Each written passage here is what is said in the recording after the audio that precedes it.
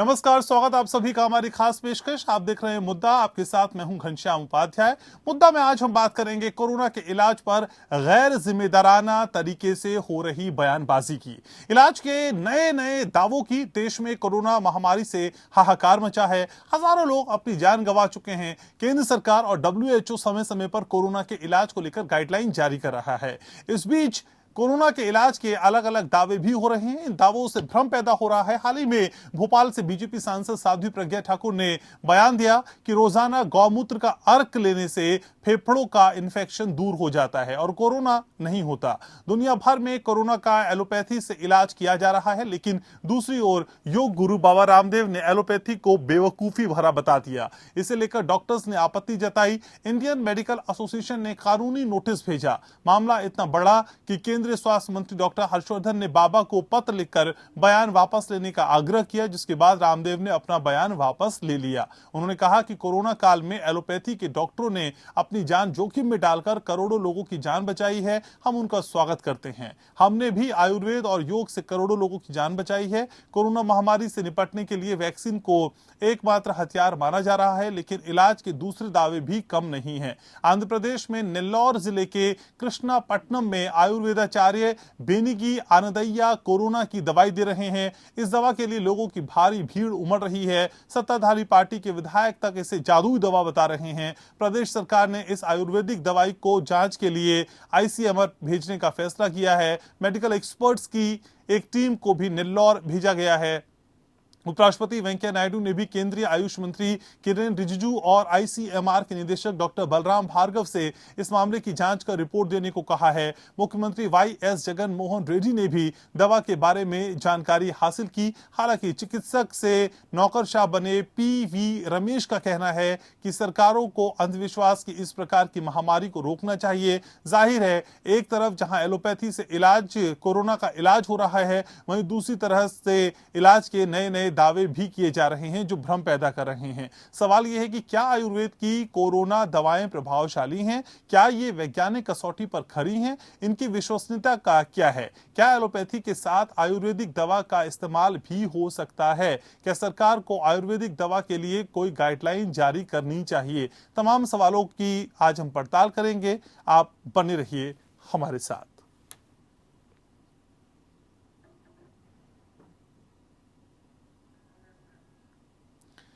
तो आयुर्वेदिक दवाई कितनी कारगर है कोरोना के इलाज में, और क्या एलोपैथी के साथ हम आयुर्वेदिक दवाओं का भी इस्तेमाल कर सकते हैं? कई तरह के सवाल हैं जिनका जवाब आज ढूंढने की कोशिश करेंगे। डॉक्टर अंजलि शर्मा मेरे साथ जुड़ रही हैं, डॉक्टर अंशुमान कुमार भी मेरे साथ जुड़ रहे हैं। आप दोनों का बहुत बहुत स्वागत। सबसे पहले डॉक्टर अंशुमान, आप ही के पास आना चाहूंगा। सर, कोरोना पर हो रही जो गैर जिम्मेदारा बयानबाजी है, इसको लेकर डॉक्टर्स क्या सोचते हैं? एलोपैथी को लेकर जो कुछ कहा गया उसके बाद डॉक्टर्स में किस तरह का रिएक्शन है सर? क्लियर कर देते हैं कि गैर जिम्मेदाराना बयान जो रामदेव ने किया है, जिसको आप लोग बाबा रामदेव बुलाते हैं, मैं व्यक्तिगत तौर पे बाबा नहीं बोलना चाहता हूँ। बाबा पिताजी के पिताजी को या तो बोलते हैं या बहुत जिनके लिए इज्जत होती है मन में उनको बोलते हैं। तो रामदेव ने जो गैर जिम्मेदाराना बयानबाजी की है वो उससे एक्सपेक्टेड है, क्योंकि कोई भी बिजनेस जब करने जाता है तो कुछ ना कुछ इस तरह के टिप्पणबाजी निकालता है। एलोपैथ देखिए, अगर भारत की जनसंख्या देखिएगा तो आज भी 90% लोगों को अगर कोई तकलीफ होती है तो एलोपैथ डॉक्टर के पास जाता है। तो 5% में बहुत सारी इस तरह की बिजनेसबाजी चल रही है, उसके लिए हम लोग ज्यादा नहीं सोचेंगे। दूसरा कि ये इंटाइटल ही नहीं है जिसके बारे में एलोपैथ का डॉक्टर बैठ के उसके लिए डिबेट करे। क्यों? क्योंकि डॉक्टर बनने के लिए नीट की परीक्षा पास करके BAMS मतलब आयुर्वेद का डॉक्टर अगर बनना है या MBBS में ज्वाइन करना होता है, तब हमारे बराबरी के दर्जे का कोई होगा, तब उसके लिए कोई बात कर सकते हैं। जहां तक दूसरा कंफ्यूजन है कि आयुर्वेद वर्सेस बाबा रामदेव, तो रामदेव इसका प्रतिनिधित्व कर ही नहीं सकता आयुर्वेद का, क्योंकि वो BAMS नहीं है, क्वालिफाइड डॉक्टर की। जहां हम साइंटिफिक टेम्पर, हमारा संविधान भी कहता है साइंटिफिक टेम्पर डेवलप करो, हमारे देश में आयुर्वेद के क्वालिफाइड डॉक्टर लाखों की संख्या में है। वो आके आयुर्वेद के बारे में बताएं। उनकी बात सुनने को हर एलोपैथ का डॉक्टर तैयार हुआ कि हम MBBS लिंक में जाते हैं, वो लोग 12th के बाद BAMS में जाते हैं। लेकिन किसी भी पोंगल पंडित की बात कोई भी डॉक्टर सुनने को तैयार नहीं है, इसलिए मैं उसको डिबेट के लायक भी नहीं मानता हूं, उसके ऊपर मैं चर्चा भी करूं। ठीक है सर, ये बात डिबेट की ना हो, आप इस पे खास रिएक्ट ना करना चाहें, लेकिन डॉक्टर अंजलि, असल में जो पेशेंट्स हैं, जो इलाज करा रहे हैं, उनके मन मस्तिष्क पे इस तरह की स्टेटमेंट्स कितनी प्रभावशाली होती हैं, कितनी असर डालती हैं मैम? देखिए, ये सब चीजें बहुत ज्यादा प्रभावशाली होती है। देखिए, हर तरह का इलाज है। हम जैसे कि आप जानते हैं, मैं प्राकृतिक चिकित्सा और योग करते हैं, तो हर प्रकृति की अपनी लेवल्स हैं करने की। एक अपनी बॉडी का रिस्पॉन्स देखते हुए आपको अपनी प्रणाली चूज करनी। आपको ये देखना है कि आपका इम्यूनिटी बिल्डअप कितना है। तो क्या आप घर पे बैठे बिना दवाइयों के इलाज करा सकते हैं? देखिए, कोरोना जो है, पूरी दुनिया इस पे सिर्फ रिसर्च, ये बहुत नई बीमारी है ना। तो इस पे कोई भी क्लेम नहीं कर सकता कि ये हम कह सकते हैं ये निर्धारित है कि ऐसी चीज होगा।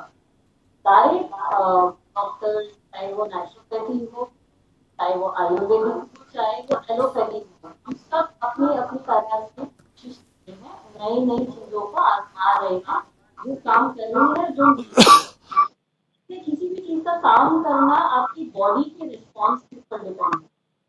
ठीक है, तो वो चीजें भी हमको ध्यान में रखनी है। एंड प्लीज, हम जो भी चीजें फॉलो करें, हम क्वालिफाइड डॉक्टर फॉलो करें। जहाँ तक आयुर्वेद वो की होम्योपैथी गाइडलाइंस है, वो आयुर्वेद, हम समय समय गाइडलाइंस निकाल रहे हैं। हर प्रणाली अपने से इलाज कर रही है, पर हमें ये जानना बहुत, सिर्फ क्वालिफाइड डॉक्टर, हम तो केमिस्ट भी आजकल अब देने लग गए। आपको कोविड है, ये लीजिए। तो हमें ये ध्यान रखना है कि इसका जांच सिर्फ और हमारी शरीर चीजें हैं जिनको समझने की यहाँ पे जरूरत दिखाई देती है। ठीक है मैम, आप मेरे साथ रहिए। डॉक्टर अंशुमान मेरे साथ बने हुए हैं। डॉक्टर अंशुमान, असल में जिस बयानबाजी की, जिस तरह की स्टेटमेंट की हम बात कर रहे हैं, आपको नहीं लगता ये वैज्ञानिक पद्धति की, असल में वैज्ञानिक चिकित्सा की छवि बिगाड़ने जैसा भी है? डैमेज कंट्रोल भी हो, डैमेज किया जा रहा है, डेंट मारा जा रहा है। जी घनश्याम जी, देखिए, पहले मैंने कहा कि हमारा संविधान भी आर्टिकल 51A सेक्शन H कहता है साइंटिफिक टेम्पर डेवलप करो।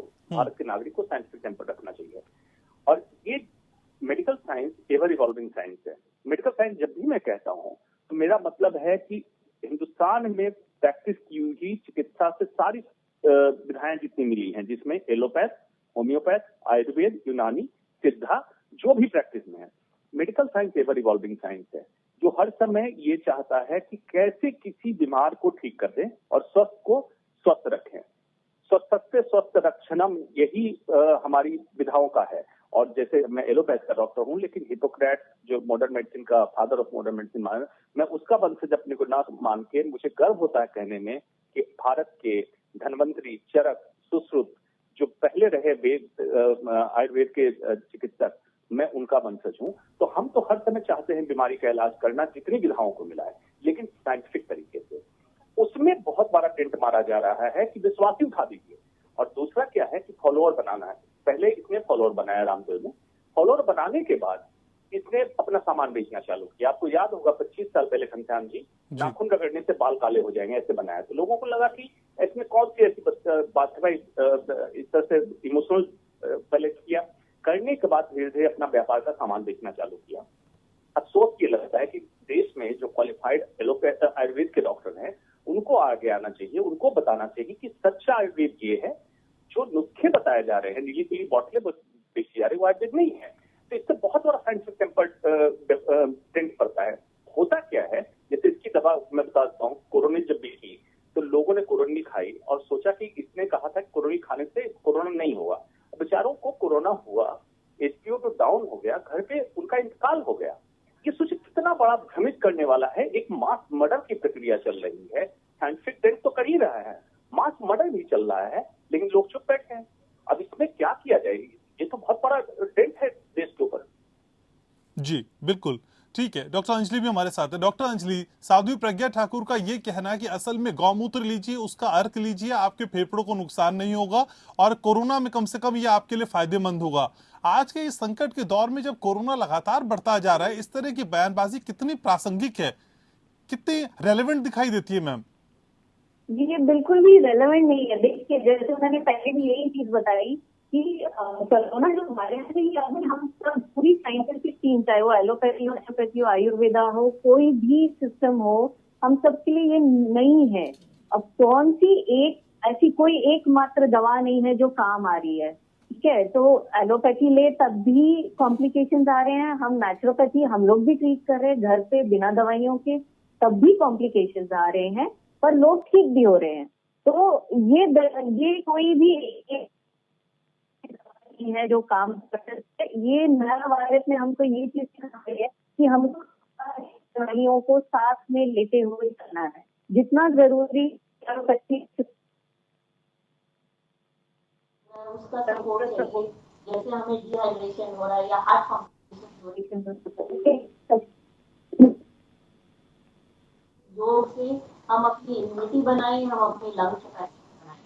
तो इस वक्त हमें सारी प्रणालियों को साथ में चलना है, बट जैसे मैंने पहले कहा कि हमें साइंटिफिक थीम्स को ही फॉलो करना है।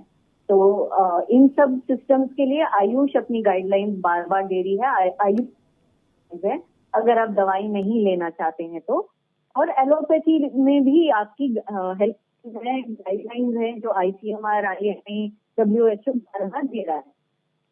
तो हम please WhatsApp doctor, Baba doctors और इन सब डॉक्टर्स को ना फॉलो करके, हमको बहुत जरूरी है कि हम सिर्फ साइंटिफिक टीम्स को ही फॉलो करें।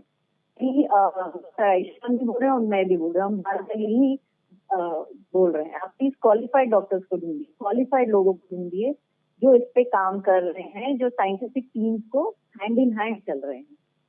Science of the body, science of virus, ये भी जानना बहुत जरूरी है, ठीक है। ये कोई आम वायरस नहीं है, ये हमारे पूरी कम्युनिटी में ये पहली बार ऐसा कोई वायरस आया है।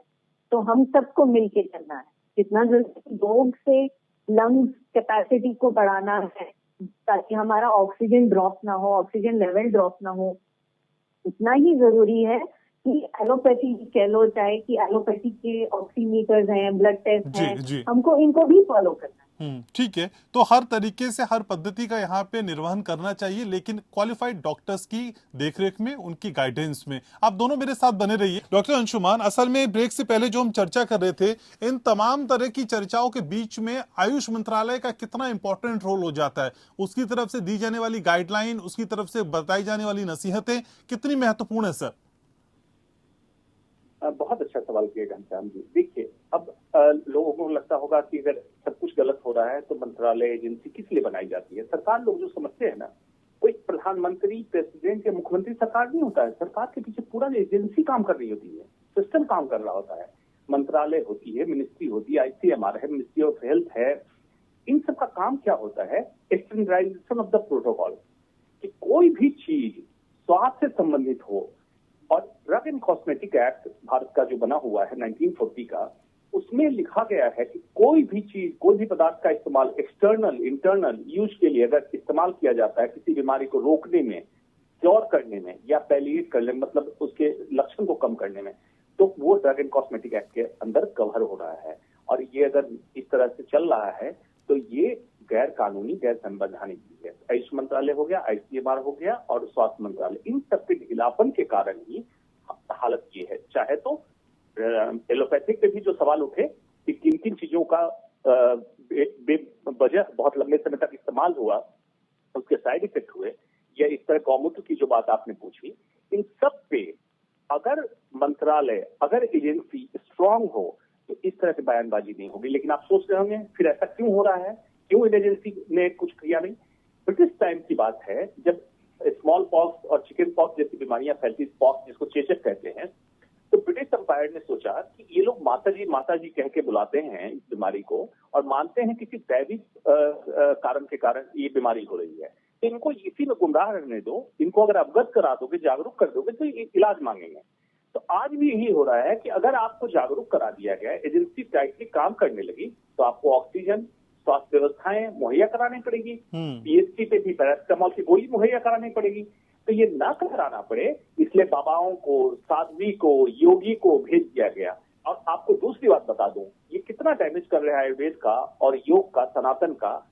महर्षि पतंजलि हजारों साल पहले उनसे पूछा गया था योग क्या है, उन्होंने कहा था योग चित्त वृत्ति निरोध। चित्त की वृत्तियों का सदैव के लिए रुक जाना ही योग है।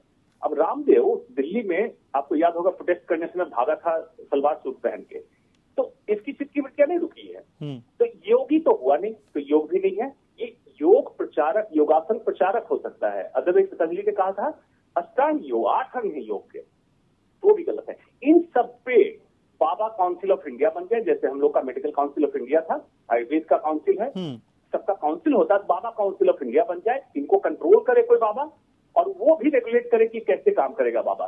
अदरवाइज आए दिन बाबा आता है, जेल में जाता है, फिर बेचारे गुमराह होते हैं, पब्लिक, इसमें कितनी पब्लिक जाने गंवा देती है, और ये बैठ के कुछ बाबा बोल के चले जाते हैं। ये बंद करना पड़ेगा। ठीक है, लेकिन डॉक्टर अंजलि, असल में आयुर्वेद की कोरोना दवाई कितनी प्रभावशाली है, इसको किस कसौटी पे परखा जा रहा है? आपका एक्सपीरियंस क्या कहता है मैम? देखिए, जैसे मैंने पहले भी कहा, प्रभावशाली इस वक्त काफी चीजें प्रभावशाली भी आ रही हैं और काफी चीजें प्रभाव नहीं कर पा रही हैं। तो आयुर्वेदिक मेडिसिन ने पहले भी प्रूव किया है अपना कंपैटिबिलिटी, बोल लीजिए, अपना प्रूव किया है कि वो इलाज करते हैं। पर ये बहुत नया वायरस है, और चाहे हम नेचुरोपैथी की चीजें भी हैं। देखिए, एक चीज हमको जरूर समझनी होगी कि नेचुरोपैथी, आयुर्वेद, होम्योपैथी, ये एक प्रोसेस होता है, ये एक लाइफस्टाइल का प्रोसेस है। ये आपको धीरे धीरे अपनी बॉडी, अपनी लाइफस्टाइल में लाना है। तो आपको 2-3 महीने चाहिए अपनी अंदर की इनेट इम्यूनिटी, जिसे हम कहते हैं, इसको बिल्डअप करते हैं, जो अब आप वैक्सीनेशन से करने की कोशिश कर रहे हैं। तो ये चीज को बिल्डअप करने के लिए एक प्रोसेस होता है, हमें 3-4 महीने का प्रोसेस फॉलो करना है, जहाँ पे आप अपनी बॉडी की इम्यूनिटी को बिल्डअप करते हैं। कोई भी चीज प्रभावशाली तभी होगी जब आप रिस्पॉन्स करेगा। हम, ऐसा जरूरी नहीं है कि हर एक पे आयुर्वेदा रिस्पॉन्स करे वेल, और ऐसा जरूरी नहीं है कि हर एक पे एलोपैथी काम करे। ऐसा जरूरी नहीं है कि मैं बोल दूं दवाइयां ना लो, नेचुरोपैथी से सब कुछ ठीक करो। तो वो आपकी बॉडी का रिस्पॉन्स है। देखिए, हमको यहाँ पे एक और चीज समझनी कि कोरोना वायरस का जो असर है वो एक 14-15 दिन का प्रोसेस है। तो हम उसको 5-5 दिन में स्प्लिट करके उसका प्रोग्रेशन हमको मॉनिटर करना है। पहले 5 दिन में आपको पता चल जाएगा कि आपको होम रेमेडीज से इलाज हो पाएगा कि नहीं हो पाएगा। अगर नहीं हो पा रहा है, आपका ऑक्सीजन लेवल और बहुत फीवर और सीआरपी लेवल्स, आपको इन सबको मॉनिटर करके फिर आपको डिसाइड करना है कि अब हमको मेडिकेशन और ऑक्सीजन सपोर्ट चाहिए कि नहीं चाहिए। तो ये प्रोसेस है, और जो कि ग्रुप करके हम उसी बात पे आते हैं कि हमको एक क्वालिफाइड BAMS, DNYS जो कि नेचुरोपैथी, दोनों की क्वालिफाइड साइंटिफिक डॉक्टर्स होते हैं, जो हम सब लोग 5-5 साल का पूरा करते हैं। तो आप हमेशा इनको फॉलो कीजिए।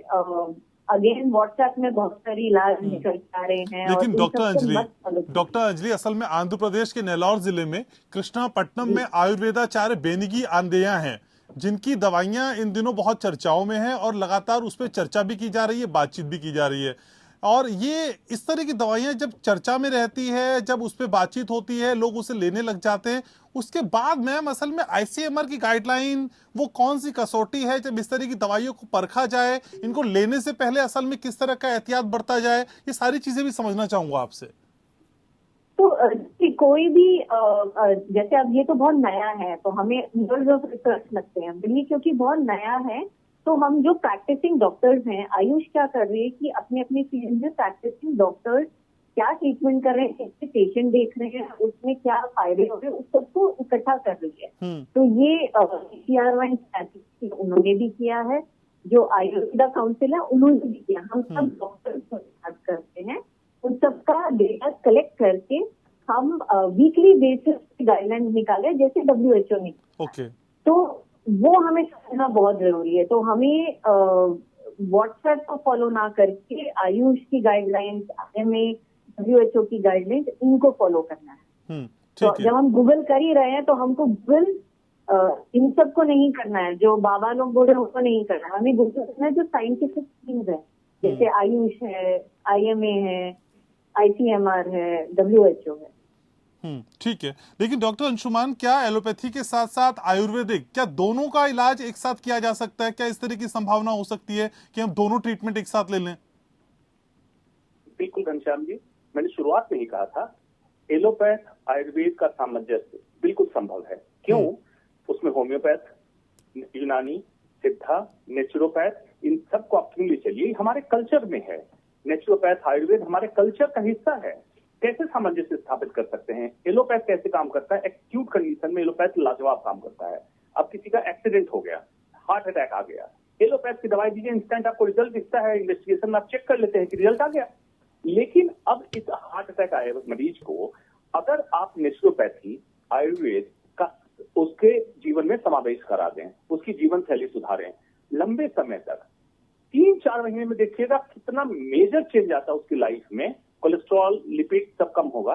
ये चीज अगर वाकई चाहते हैं हिंदुस्तान के स्वास्थ्य व्यवस्था को ठीक करना, तो मैं कह रहा हूं एटलीस्ट 5 पद्धतियों को मिला दें, एलोपैथ, आयुर्वेद, होम्योपैथ, यूनानी, सिद्धा और नेचुरोपैथ। इन 5 को मिला दें और मिला के इलाज शुरू कीजिए।